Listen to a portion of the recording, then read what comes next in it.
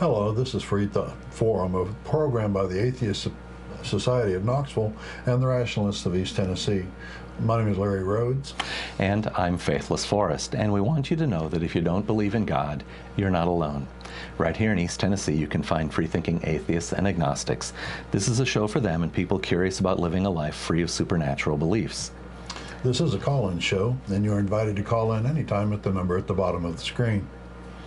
The Rationalists of East Tennessee have monthly activities on the first and third Sunday mornings and are usually lectures with lively roundtable discussions.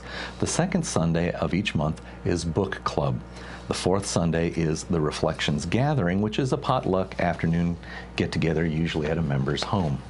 And the Atheist Society of Knoxville is a fun meetup, often at a bar or restaurant. Tonight's meetup is at Barley's Taproom and Pizzeria for a happy hour after the show for food, drink, and conversation. And Friday, we generally meet it for happy hour at the Beer Market. To find us at either one of these places, just look for the silver-jacketed copy of God Delusion standing upright on the table. All right. So today is Tuesday. It's July 23rd, I believe, and we will be, I guess, kind of improvising. We're working without a script today. Do we have some in the news, Larry? One little piece. You may remember a few weeks ago we were talking about the American atheists putting up a monument in Stark County, Florida. That's northern Florida. And they had near quite a... Tallahassee, I think? Not sure. It's a small town. But the American atheists had negotiated to try to get the Ten Commandments off the public government square there at the county courthouse. They were unable to get them to do that, so the next best thing they said, well, if you're not going to take your monument down, at least let us put up one.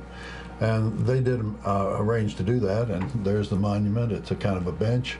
The item on the right reminds me of a large book, and it has several quotes on all sides of it, from the Founding Fathers to Madame Murray O'Hare for the secularist movement. However, recently... So what happened to it? One of the local denizens deposited his chewed tobacco with some velocity. I'm sure it was an accident. I'm sure it was. He must have been contrite, was he not? He spit his tobacco on it, took pictures of it, and put it on his Facebook page. Well, since his Facebook page has his name on it and his location, American Atheist didn't have any problem tracking him down. When he was threatened with a lawsuit, he quickly backpedaled, said that he would remove the tobacco stains and send them a photograph of the fixed monument, and they would then, the American Atheist said that they would then back off of their litigation. All right, so, we'll be keeping an eye on that to make sure this desecration of the atheist monument has been undone. Right. All right. Well, so this is a call-in show, and we encourage you to give us a telephone call on the number on your screen. And we don't have a particular subject today, but I think something that might make sense to do is talk about, earlier we said this is a program for atheists, agnostics, and freethinkers. And sometimes, I'm sure that many times people don't understand necessarily how those words are used. So I would self-identify as an atheist, and by that I mean that I don't believe in a God. I've never seen an evidence that would have give me any reason to believe in any God, and therefore I conclude that the stories of gods that humans have made up since history began and before are... And there are thousands of them. ...are stories that are made up. So how does Larry self-identify? I'm an agnostic atheist. Many times when you tell somebody that you're an atheist, they said, well, you can't know that there's no God, so you're an agnostic. Well, that's absolutely right. If you don't know that there's a God, and you have no way of knowing, if he won't present himself and give any evidence, then you're an agnostic. But the thing about it is, agnosticism and atheism are not mutually exclusive. Atheism addresses your beliefs, what you believe. Agnosticism addresses what you know or claim to know. So I'm a non-believer, so I'm an atheist, and I'm an agnostic because I don't know if there's God or not, but I don't believe in him. Okay, and Notice I self-identified as atheist, and I usually leave it at that. Partially, I'm remembering an argument Bertrand Russell made about, for most people, they would have a better understanding of what the nuances of my mental position on the subject with that word. If pressed real hard, I could say that I have very high certainty that Jehovah doesn't exist, and that's because his existence is described to humanity in a book that has, among other things, a talking snake. That book makes a lot of claims that it really can't back up in the natural world. And the natural world, I have no doubt that the natural world exists. But I also know that humans, make stories up for entertainment reasons. That's very understandable.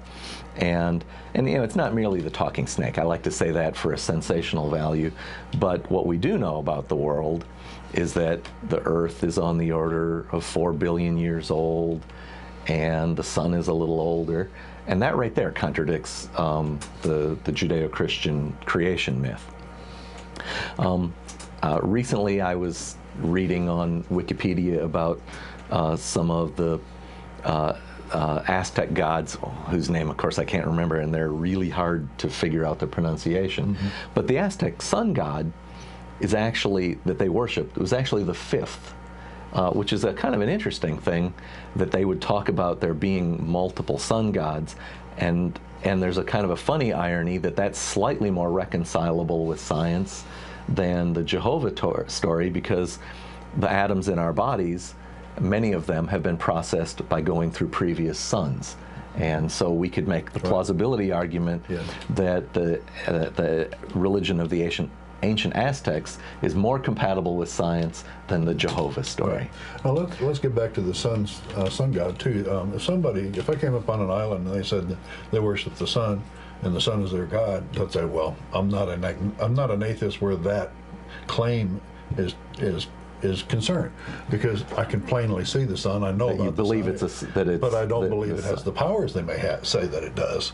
There we go. If they say that's my God, I say, well, I believe in your God. It's right there. Yeah. If so believe we're not means closed-minded. We're not turning our back on reality. We believe things when evidence has presented itself to believe. It's funny you describe it that way. I often hear people will say, well, you atheists worship Darwin or something like that. Mm-hmm. And that begs then for a definition of what does worship mean. To me, worship seems to only make sense to use in the context of a deity that reads your mind and somehow interacts with you. And that just doesn't seem to be appropriate to say when we're talking about, the dead Charles Darwin.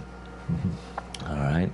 So when I say worship, is there any denotation or connotation you have with that, Larry? No, I've always struggled with the word. That means high praise, high status, high.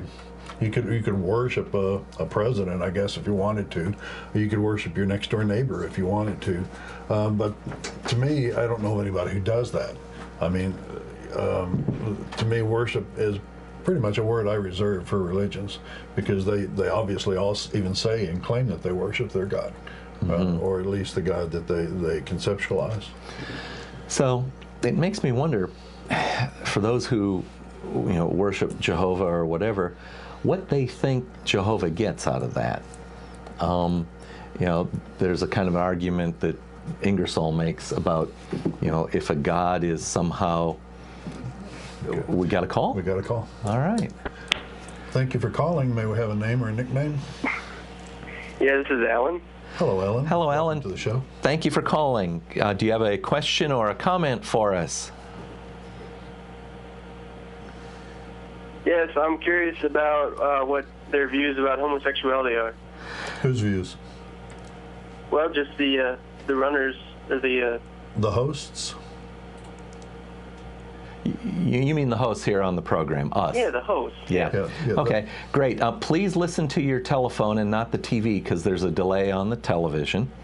And the answer is that What my views on that would be is that it's irrelevant to the conversation we're having about the existence of gods, except that there happens to be a couple of world religions that weigh in on the issue.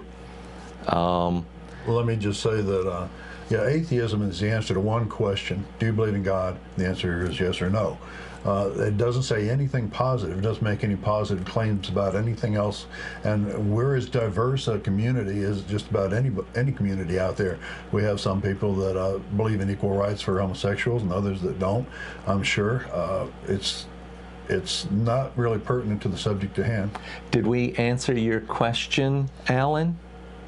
Yeah, I believe so. I think I was really curious about just the views of the hosts? Just sort of like what, you know, are you born with it? It's kind of the debate lately. Are you born with it, or do you like choose this lifestyle? It's my understanding that is something that you do not choose. Children as young as 5 or 6 years old already have the proclivity of this. They know which side of the gender direction that they're born into. And it's like me asking you, when did you choose to be heterosexual? Assuming that that's the case. Yeah, including. Right. So, you know, so Alan, what if it is a choice? So what? do you understand my question? What if it is a choice? So what? Yeah, I mean, I guess. Well, I mean, I'm kind of on your side. You know, I don't think that it's like bad in any way. I was just curious. You know, it's just sort of debate lately. And a lot of people that I've talked to that are very religious say that, you know, it's a sin and all this stuff. I said no. There's been a debate lately. Mm-hmm. Well, you're talking to two people that don't believe in the concept of sin. They don't believe in souls or afterlives or any of that stuff. It's all religious that has been selling those ideas to you since your earliest age. Alan, could we ask you to define what you think sin means? What I think what means? What does sin mean? Oh, gosh, I don't know. I think I heard it from Larry here first, that sin is some kind of an act or a crime against a God. And if you don't think there's a God, there can be no sin. That's a difference from saying something like is right or wrong. Right or wrong is a question about things here in the real world. You know, hitting people for no good reason, that's wrong. But that's because it's something that happens here in the real world. Mm-hmm. Do you understand the distinction I am making between right and wrong and sin? Yeah, I do. Okay. Alan, how did you find our show? Well, I was just flipping through the channels and saw you on. Cool. Is this the first time? Question that has been on my mind, and thought you guys might like to hear. Okay. Well, we get together after the show, every show, downtown in the old city at the old Spaghetti Warehouse building. It's now Barley's Tap Room and Pizzeria. We usually get together down there for beer and food and drink. You're welcome to come down and talk to us if you like. Yeah, we usually have 25, 30 people. Yeah, we have lots of good conversations down there. Oh, okay, that's interesting. I might do that. What time are you guys normally on the air? 5 to 6 every Tuesday. Yeah, so every Tuesday. Yep. When? Yeah, so we're here every Tuesday from 5 to 6. Usually we have a bit more of a topic. Today we're improvising. Past topics include interviews with well-known freethinkers. We've done programs about the secular nature of the origin of our government.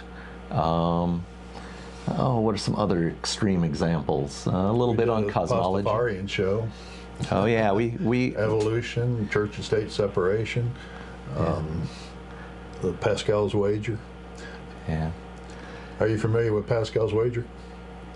No, I haven't heard of that. So Pascal's wager works like this. Pascal asserted that if you believe in God, and by that he meant Jehovah, if you believe in Jehovah, or actually his son Christ, you get to go to heaven. You get an infinite reward. But if you don't believe, you go to hell. That's a bad punishment. And so he said that there is no cost to believe, so you might as well, because to not believe has an infinite cost.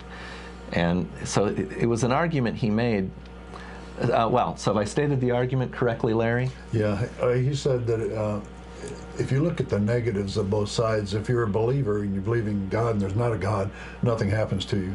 But if you're not believer, not a believer, and you don't believe in God and you die, you go to hell. And he said that you should be safe by believing in God. You choose to believe. However, there's a lot of problems. Let's ask Alan. Alan, do you see any problems with that reasoning? No, not really. Not off the top of my head, I guess. Well, it's more like... So I'm going to pick one problem, and that is that Pascal asserts that there is no cost to belief. But I would say that, well, yeah, there is, because the beliefs don't come with just the one question, is there a God? There's a whole recipe of behaviors you're supposed to do, some of which limit your choices in life, and I believe pointlessly, like not picking up sticks on Sunday for fear of being stoned to death. That's what the Holy Bible says. What about stoning homosexualities? I mean, that's a major downside. If you choose to believe, and then you have to believe the entire Bible, then you've got to kill homosexuals, theoretically. You've got to stone your wife on your wedding night if she's not a virgin. You've got to kill your... selfish. That's right, the selfish. There's a lot of costs to religion that Pascal didn't make. And think about the 9/11 attackers who attacked Washington, D.C. and New York City. They paid with their lives for their religious beliefs. And any Christian and American would say that they died wrongly because they had the wrong beliefs. They support Pascal. So do you understand the disagreement we have with Pascal's reasoning? Yeah, I do. Okay. I mean, it kind of limits your life. I mean, you can't really make free decisions and be independent and stuff. You're kind of limited to what a book tells you. Right. And a lot of people say that you should just choose to believe. Well, you can't just choose to believe something. You believe things based on the evidence that you've seen in your life, things that you've become convinced of. You couldn't choose to believe tomorrow that Santa Claus was real, could you? Sure. Okay. Well, great. So if we've answered your question, we would maybe like to thank you at this point and clear the line, and maybe we'll get a few more callers. And do call in again. You're certainly welcome to. And we really mean it. We're down at Barley's Tap Room and Pizzeria, and you can come talk to us there as well. All right. Thanks, guys. You have a good afternoon. All right. So let's see. We were talking about the axis of belief for atheist and theist, and the axis of claiming to know, which is Gnostic and agnostic. Right.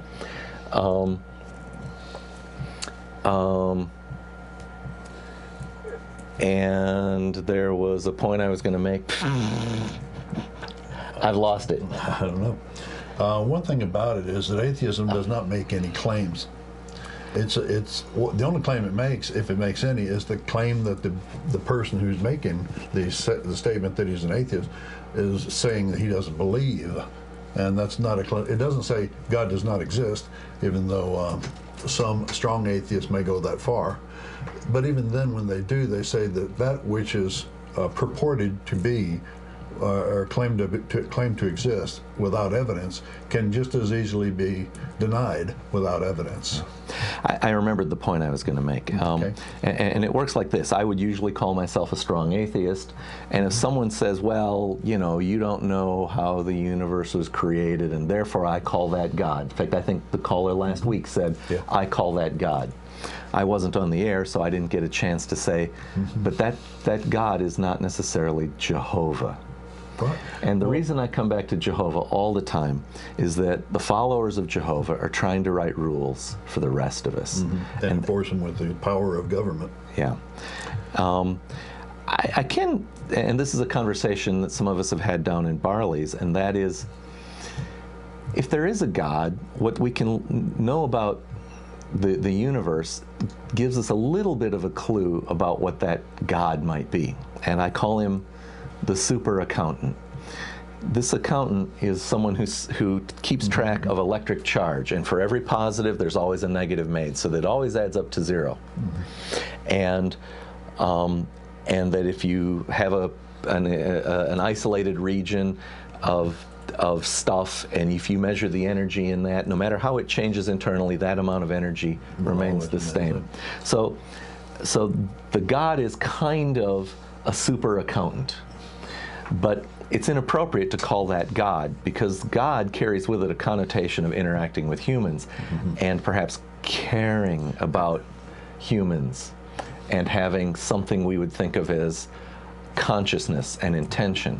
And there's nothing in that super accountant that justifies those kind of connotations. And therefore I don't think it's appropriate to call the super accountant God. It's like Einstein, he always referred to nature or the cosmos as God, saying like God does not throw dice or God does not take chances with the universe. He's not talking about God per se, he's talking about he was not talking about cosmos. Jehovah. Right, he wasn't talking about a personal God. Yeah. And but so many times you'll find that religious people take those comments out of context and print them up and claim that Einstein was a believer when he really wasn't.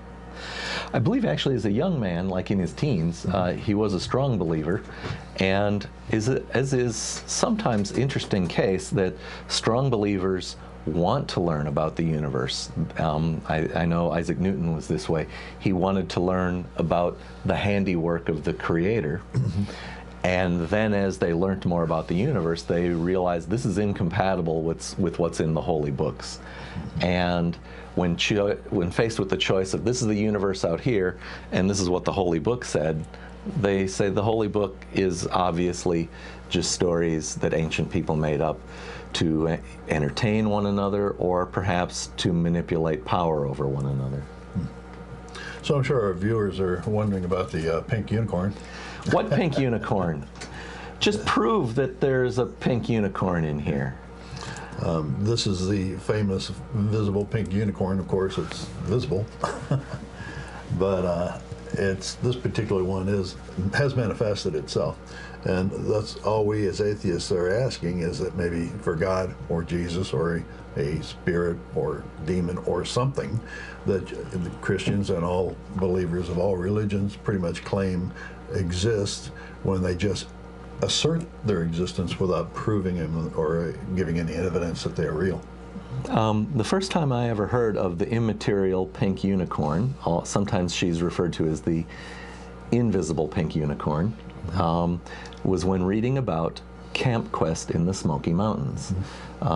The immaterial pink unicorn was a mental exercise to the students. It works like this. The adult said to the students, I assert that in this room is an immaterial pink unicorn. Can you prove me wrong? I guess I would like to throw that out to our viewers. If we say that in this room is an immaterial pink unicorn or an invisible pink unicorn, not this one, can you prove us wrong? And how would you do so? The immaterial pink unicorn is of a category of assertions or arguments that are sometimes referred to as Russell teapot. Are you up to talking about Russell's teapot? Sure. You can't prove a negative, basically, is what it's saying. And somewhere in, I think, the early 20th century, Bertrand Russell said that if someone tells me there is a teapot in orbit between the Earth and Mars, it's up to them to provide some evidence for that. He's not under no obligation to believe it or even seriously consider it, and especially given the fact that there's no reasonable way that he can inspect that huge volume of space at a granularity the size of a teapot to rule it out. So in principle you could rule it out if you could inspect all that space, but it's unrealistic with the realistic technology that we have, right, or could imagine having. And so he would assert that he doesn't have to believe in a teapot in orbit. But the pink unicorn is of that category, but slightly different because I said it's in this room. This room is a smaller volume. All right. It's one thing to assert something, it's another to actually give reasons or evidence that something exists. I mean, it's really easy for me to say this iPad exists, and you would believe it immediately because there it is, you can touch it, it has weight. But when you try to assert that there's an invisible, immaterial something anywhere, we have to say that that which is invisible and that which is non-existent look an awful lot alike. Yes. I forget who said that. All righty. So we covered some common words about belief.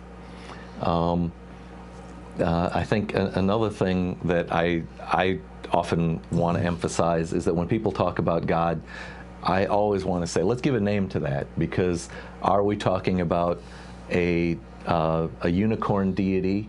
Are we talking about perhaps even a teapot deity? Or are we talking about the God of Abraham, Jehovah, Yahweh, Elohim?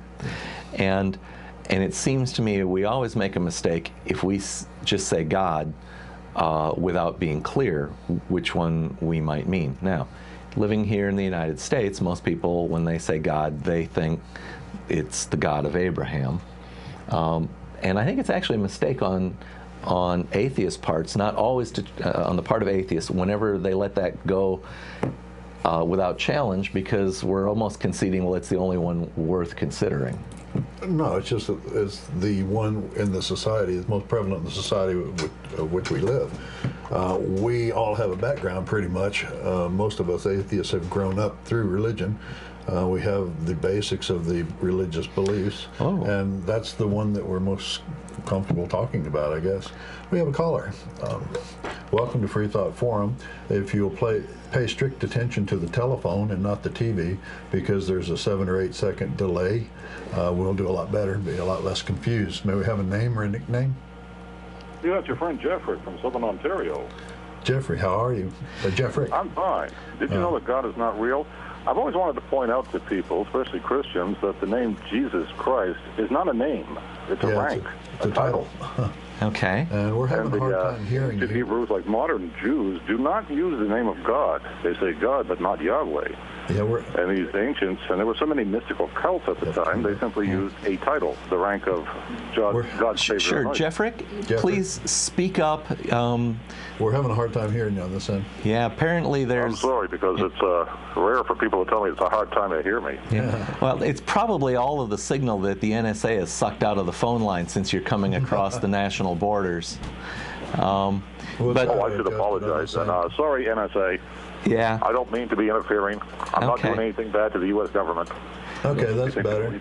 So you were saying that the modern Jews they don't use the name of God. They say God, but they do not use the word Yahweh. Right. Because it's sacrilegious.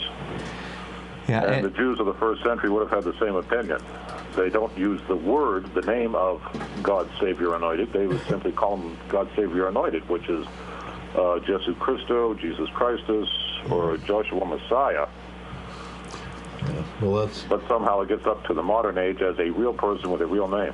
Yeah, and then in the Old Testament they do talk about, I believe, a Savior, and and they do mention a name, and that is Emmanuel. Yeah, they mentioned that once. Yeah, and his name is Emmanuel. And that gets mentioned once. Yeah, and I assume that is actually meant to be a proper name and not a title, but I've never actually had a knowledgeable person that I could ask that of. Well, any name that ends with L, E-L, that's the word for God. Oh, yeah. Like so Emmanuel, I think, or like God's... And Elohim is multiple God. Or something like that. I'd have to get a book and translate it for you. I think you've hit an interesting point with that. I hadn't noticed the L. The linguistic stuff on all of that is outside my experience to speak of. Okay, was there something else? If you got a second, I can look it up. Well, we don't want to leave too much dead air here. On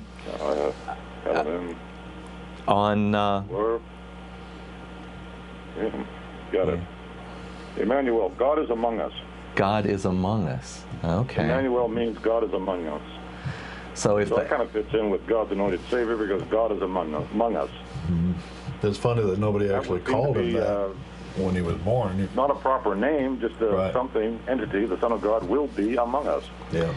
Well, one of our members, Ralph Eisler, he's hosted the shows previously. I think you've probably spoken with him.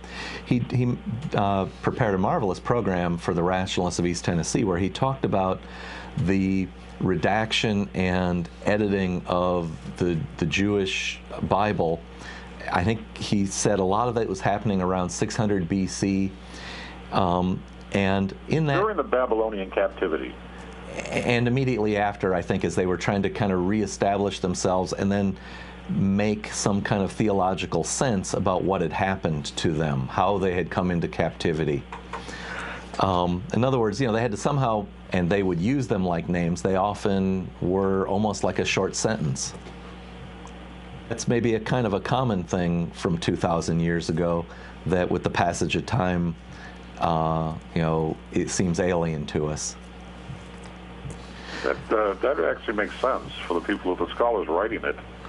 Yeah. They don't have an actual name because that would be sacrilegious, so they use sayings. Yeah. Memes, I guess we call them today. Yeah. And then with the passage of time, even those sayings then become treated as something too good to actually say, and then so then you don't say that Yahweh and Elohim. It just becomes God. It becomes the expression, the figure of speech, rather than an actual name. But it's used so often over such a long period of time, we regard it as a name when it never was meant to be a name. Right. Yeah. Well, okay, it's always nice talking to you, gentlemen. Okay, nice to talk to you, Larry. Yeah, thanks for calling. Faithless Forest. That's right. That would be me. Mm-hmm. All right. Call in again anytime. Thank you much. And we're getting down to the bottom of the hour. Time for a mid-program break. In case you're just tuning in, this is Freethought Forum, a program by the Atheist Society of Knoxville and the Rationalists of East Tennessee. Freethought Forum is funded jointly by them and by individual contributions. Shows are lively most every Tuesday from 5 o'clock to 6 o'clock Eastern Time on this community access television station. You can also see it streaming online outside the Knoxville area. Just go to ctvknox.org on your web browser. So this is a call-in show. We're live today, July 23rd, 2013, and viewers can now call us on the number on the screen or tweet to us. I haven't checked my tweet lately. And FFTV? And at FFTV KNOX, right. Isn't it? All right. Yeah. The Atheist Society of Knoxville, or ASK, meets 2 times a week, and we have evening meetups for food, drink, conversation, and fun. ASK purpose is to supply a venue for community, camaraderie, and outreach to the atheists, agnostics, freethinkers, and other like-minded persons in the East Tennessee area. Sam, would you run the ASK video, please? Do you find stories of talking snakes laughable? Do you prefer the scientific method over supernatural beliefs? Are you concerned about religious leaders and organizations imposing their values and rules on your body, your family, and the rest of our society? Well, take comfort in the fact that you're not alone. The Rationalists of East Tennessee meets weekly for fellowship and provides a forum for people who support skeptical thinking and rational discussion of these and other issues. To find out more information or to find out about our next meeting, visit us on the web at www.rationalist.org. If you live in or around the Knoxville area and are questioning your religious beliefs or simply believe in one less God than everyone else, well, you're not alone. The Atheist Society of Knoxville is a fun and friendly group of people just like you that meets twice a week at a bar or restaurant. We meet every Tuesday night following the show at Barley's Tap Room and Pizzeria for happy hour. You'll find our group either inside or on the patio. Look for Richard Dawkins' silver-jacketed book, The God Delusion, standing upright on the table. On Fridays, we meet at Agave Azul or the Beard and Beer Market. But if you plan to preach, proselytize, provoke, or punch, please don't. We all question what we believe at one point in our lives. If this is the time for you, come join us for food, drink, conversation, and fun. All right, well, great. The Rationalists of East Tennessee have Sunday activities involving lively presentations and roundtable discussions. Topics are both timeless and topical. About once a month we get together for book club. You need not have read the book to attend, but of course it helps. This month's book is The Universe Within, by Neil, whose last name I may mangle, Shubin, perhaps Steuben. He wrote a marvelous book that we also read called Your Inner Fish. He is a paleontologist, studies life forms of the past, and he is the co-discoverer of the first creatures that have articulated wrists as they began to walk on land. Cool. That book was a great read. Both the Atheist Society of Knoxville and the Rationalists of East Tennessee help provide a social outlet where if you find that you don't believe in God, you'll find also that you're not alone. Many people have asked us why we do a show like this. That's true. I think we were asked that just last week. We were. And I thought we'd take just a second to go into it. There are probably more than this, but I've got at least 3 reasons here. To give the atheist perspective, many religious leaders are engaged in constant misinformation campaigns aimed at painting atheists as immoral, dissolute God haters, if not outright Satan worshipers. Most religious leaders know that it's a lie, but they say it anyway. How many times have I heard Christians confide that it's okay to tell a lie as long as it brings more people to Christ? And we're talking about breaking a commandment here. But it's apparently okay as long as the end justifies the means. Shall I read that one? Sure. So we want to be a resource for people who are beginning to doubt the veracity of their religion. I only wish there had been such a resource when I was beginning to question the church. I guess this is you speaking. I've been a lifelong non-believer. Right. The journey from faith to reason could have been much quicker, less painful one for me. Is that something you want to elaborate on? Yeah, I never went through that period. No, I was a believer until I went to college, and this was after I was in the Navy. I never really found that religion resonated with me. I guess I was into science fiction, physics at an early age, and the claims of religion just did not set well with me. Even from all the time I was in the Navy, I never went to a church voluntarily. Of course, they made you go or made you do kitchen duty. So rather than do kitchen duty, I would go to the various different churches that they had available to the believers in the military, and there are quite a few of them. So I got to learn about the beliefs of a lot of different religions while I was in the Navy. Did they have Islam there at that time? Oh, well, I don't know. This was back in 68, so I doubt they had an Islam. But I so you didn't it was in attend Chicago. It was Great Lakes. Okay. It could have had a small Islam community. But you did not attend any? I don't think I attended any Islamic. But I found out, I just found that all the claims of all the different religions were just as equally fallacious, and it was those claims that were the basis of the religions. It's not like they claimed this and then built the religion on that. So I never could get to it, couldn't come around to not believing. I just held it all at arm's length until I went to college, where I met my first real atheist and married her. And we were married for 17 years. It was a great time. Anyway, the third reason we do this show is to get people to think just a little bit. Many people just go day to day believing that whatever the religious leaders tell them, whatever happens to them is God's will, and that there is no other way to think about the world and the universe. Think. The universe is just as gorgeous, just as wondrous, and without an all-powerful, judgmental God watching your every mood and monitoring your every thought, I would say it's even more so. Well, I know it's more so. I am by education a physicist.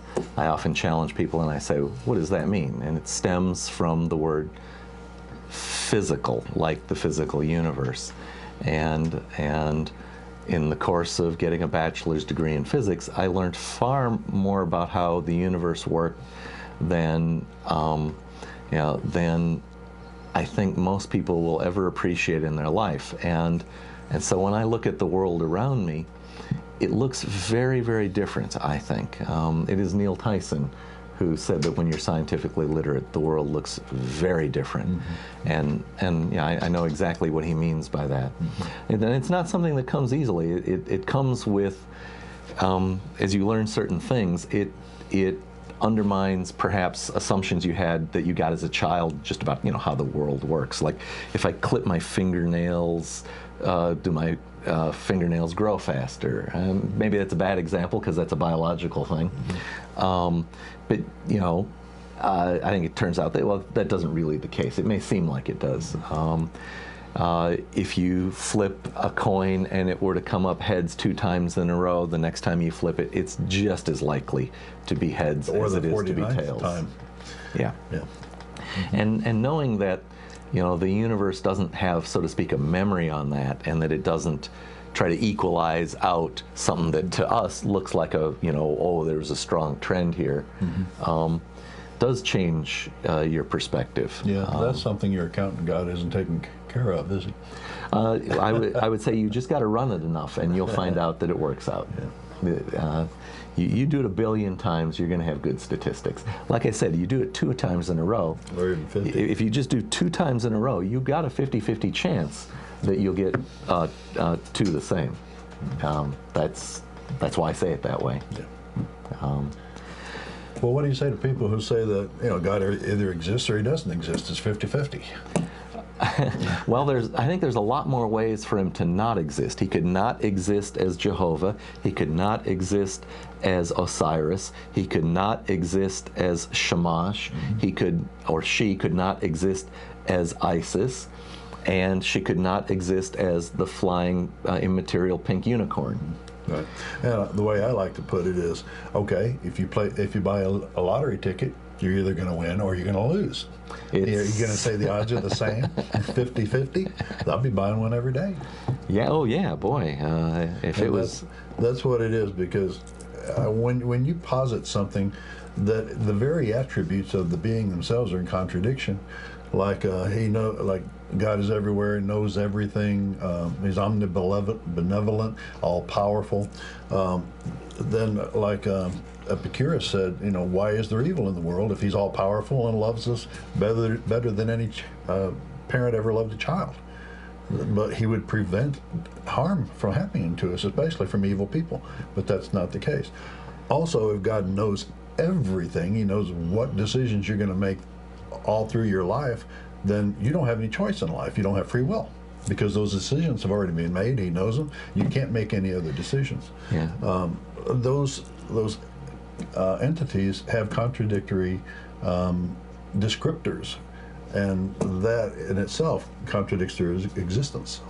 I must say, having read the Bible, I'm pretty sure the words, omnibenevolent and omniscient, omnipresent, they don't occur there. Now, that's not to say that there aren't phrases that imply that. I guess, they talk about God knowing about every sparrow, and maybe all the hairs on our head, or maybe it's hairs on a flea, I forget. It implies he knows everything. Yeah. It's not stated that way, but there's a sort of poetic approach to it. And that it's a vocabulary that then is added later on outside the Bible that uses these words. I assume omnipresent and omnibenevolent are some combination of Greek and Latin words that scholars have come up with. The 3 omnis is what I hear a lot. The 3 omnis. Omni plus. Just as a reminder, this is a call-in show. The lines are open. You can reach us at the number at the bottom of the screen here. And we have about 15 minutes left in the show. We can certainly handle a few questions. And we just want to remind the viewers in Knoxville and on the internet who are watching that, God's not real.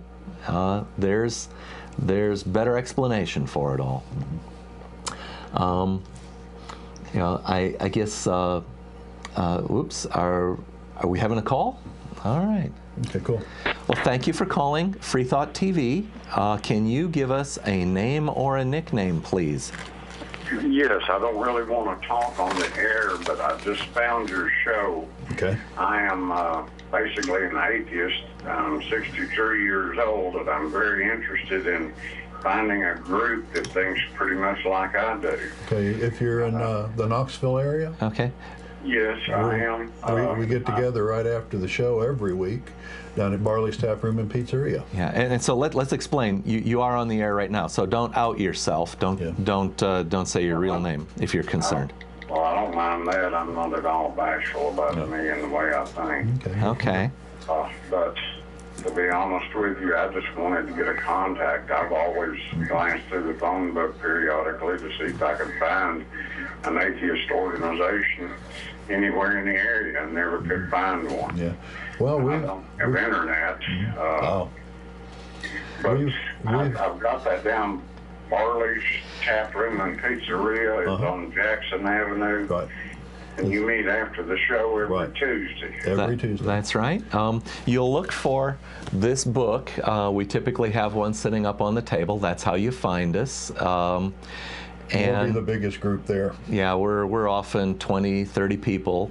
And we'll always find something to talk about. If nothing else, we'll talk about history of how you maybe came to lose faith. I grew up as a non-believer, but I actually find I have great admiration for people who broke free from the superstition that they were probably taught as a youngster. It's hard to do. I've always viewed all religions as a mental crutch for those that can't face reality. I'm an old Vietnam veteran. I was raised in Southern Baptist Church, but then I just Ask him quit what his going. specialty was and tell Because him I about didn't like yours. what I was seeing going on. We have a lot in common. I'm 63 as well. I'm an atheist. I've been an atheist for 40-something years. And I was a Vietnam era veteran, although they never sent me there. But I would think we'd have a lot to talk about. The gathering is going on now. I'm sure they start getting it together about 5:30. But if you've got a second, write down our web pages. The Rationalists of East Tennessee, the web page is rationalist.org. Yeah, see, I don't have a computer. Oh, Yeah. you don't have a computer. I'm going through a divorce right now. I'm disabled. And, Okay. well, Yeah, sorry about that. if you Long story short, I will be getting one, but not right away. I just bought a condo, a Jeep, and I'm having to furnish the condo. You but got- I will be getting one. you got to make your priorities there. Well, I'd be very interested in coming to the meetings. Do I need to call ahead, make a reservation or anything? no, Just show up. we're there. We'll be at the longest table Yep. And if you can't make it this week, we will be there next week. every week. Yeah, it's real regular. Well, I'm going to do my dead level best to be there, because it sure would be nice to talk to people, talk to people that think along the same lines as I do. I've been pretty much an outcast because of being a non-believer. You're no longer alone. Remember. But I will try to be there next week. All right. Okay. So have you watched us before, or did you just I have discover never us seen today? your show. I just was flipping channels trying to find something, and I saw this song, and it said Freethought, and I thought, well, what is that? So I just clicked on it, and good Lord, it's like I just all of a sudden found something, A breath of fresh air. You couldn't believe you were in East Tennessee or watching a program from East Tennessee, perhaps? Yeah. Hey, I thought maybe this is coming in from New York or L.A. or something. God, who knows? You'll never believe we've been doing this almost 3 years now. Yeah.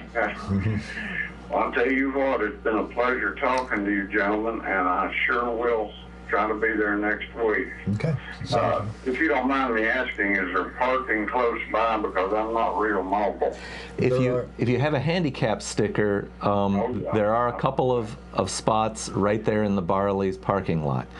Unfortunately, it's only a couple, and so if they fill, you'll want to look to see if there's a spot along the street. Yeah, the best thing to do is to come down around 5:30 before the big crowd shows up. If you can get there at 5:15 or something, you're pretty likely to get one of those spots. Yeah, you want to get there before most of us show up, because we probably, our group alone, probably substantially fills that parking lot. Yeah. Well, you won't probably have a hard time spotting me. I'll be the one trying to dance with bells on. All right. Okay. Real good. Well, thanks for calling in. Thank you so much. We'll Thank you. say bye then. Okay. Bye-bye. Bye-bye. All right. Well, viewers, we've got about 8 minutes or so left in the program where we could talk to people. So if you would like to talk to free thinkers, atheists, agnostics, give us a call. The number on the screen. So let's see. If God's not real, Tinkerbell's not real. What else isn't real? But if you believe hard enough, Tinkerbell will come back. Oh, that's right. I saw that program. They wouldn't lie to us now, would they? It wouldn't be just for show. Wouldn't be just for show. Now, So- that's one of the reasons, I mean, this caller is a good example of, we do the show. One of the reasons we do the show is to provide a resource for people who don't have any community. And when you live in East Tennessee, or the Bible Belt, the religious tend to try to keep you quiet, keep you in a corner, let you know that there are atheist communities out there. They're not going to spread the word. And it's very hard to get that word out to people like our caller. What was his name? He didn't give us a name, and I stopped pressing. Yeah. So that's why we're here. I mean, people like you. So All right. We have another call. Cool. All right, you do it. Okay, welcome to Freethought Forum. Please pay directly attention to the phone and not the TV, because there's a lag. And if you would, give us your name or nickname. Please pay attention to the phone and not the TV. Tell us your name or a nickname, caller. Hello. Okay.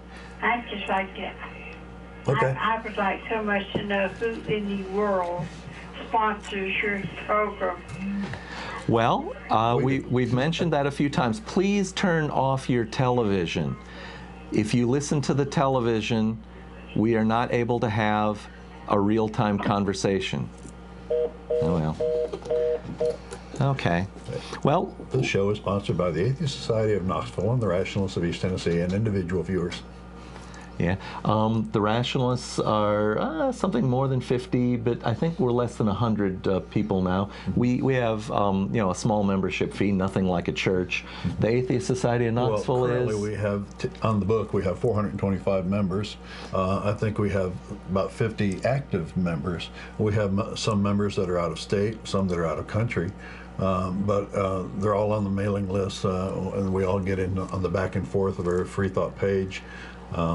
So it's quite a community. Even if they don't meet in person, they do get in on the conversational back and forth. Yeah. And, Support. we are people who just don't think that the Bible's true. It's got stories in it that you just can't believe. They don't match what we know about the world around us.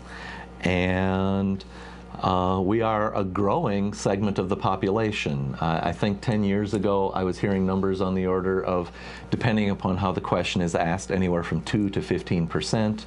And I think the numbers are more like 20% now of the population. Right. And even if it was just 10%, that would be 30 million. 30 million Americans who don't believe in God.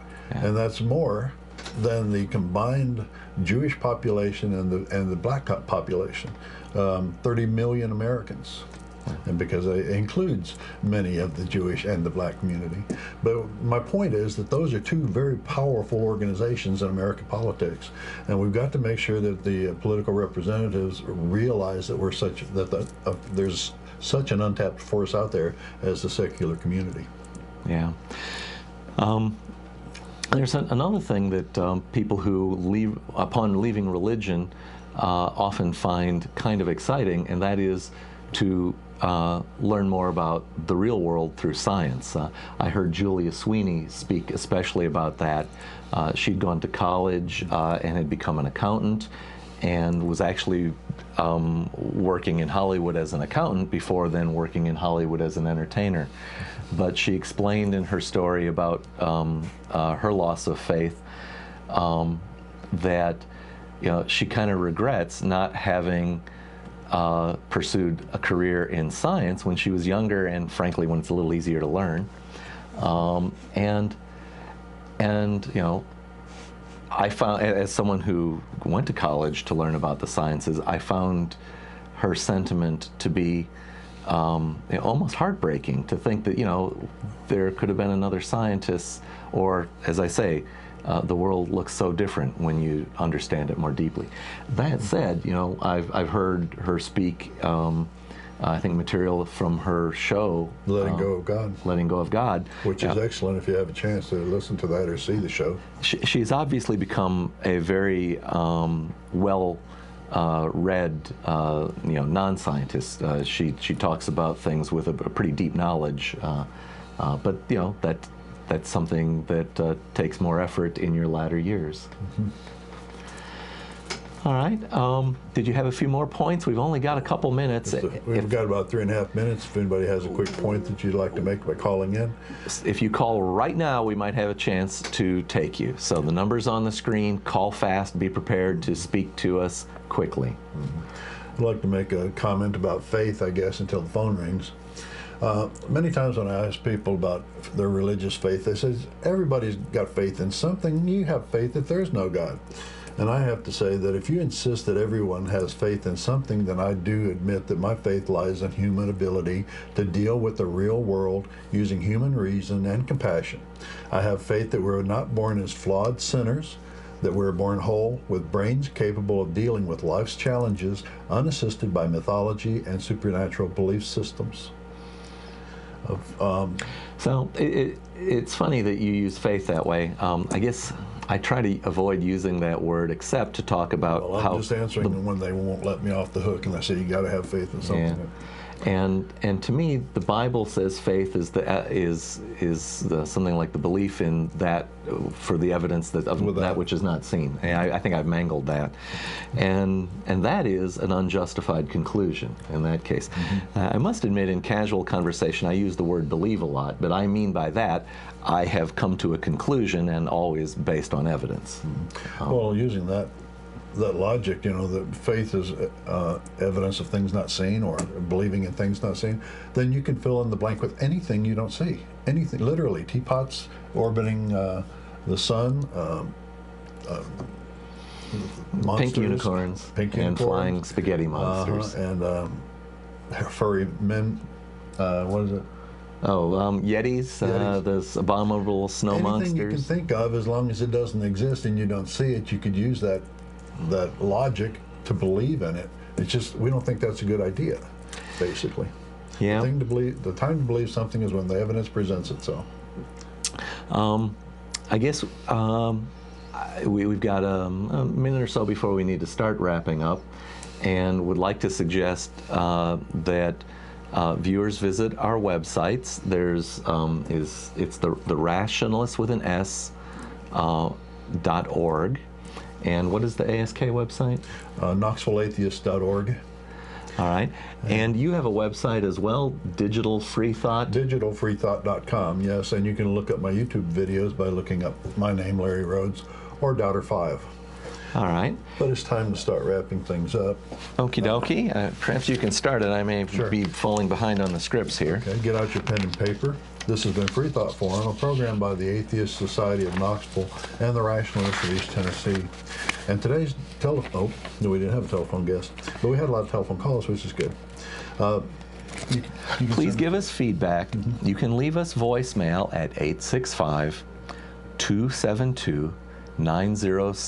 I guess it's a Google thing, mm-hmm. And we will get that. Voicemail box. Or send us email at freethoughtforum@yahoo.com. You can see this show every Tuesday from 5 o'clock to 6 o'clock Eastern Time, and streaming online at ctvknox.org. We want to thank all of our viewers and Sam and the staff at CCTV and our callers.